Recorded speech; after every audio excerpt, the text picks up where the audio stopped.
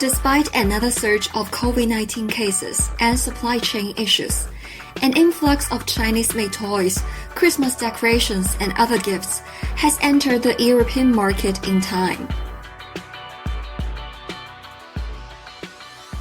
This is one of the world's largest Christmas products markets. About 80% of global Christmas products come from China, and about 80% of the Christmas products produced in China come from 义乌。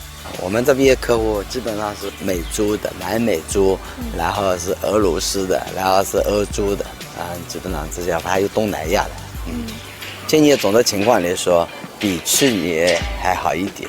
因为去年我们受这个疫情影响，还是有大幅的下降，然后今年在去年基础上还是提升了20-30%。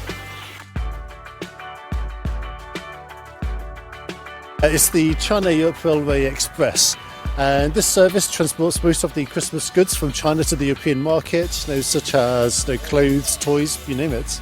Exactly, especially during a time when the world was faced with the supply chain backlog and shipping crisis. 在圣诞节来临之前，我们货运量增加，中欧班列的班数也增加了，比平常更多、更繁忙。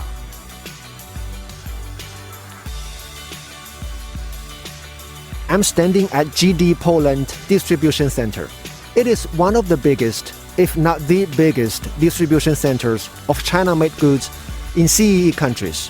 Mamy wszystkie produkty, które są produkowane w Chinach, no i na dzień dzisiejszy bardzo dobrze sprzedaje się ten asortyment. Jak również i tutaj w Polsce, również mamy odbiorców i z Litwy, i z Estonii, i z Łotwy, więc naprawdę taki szereg jest odbiorców.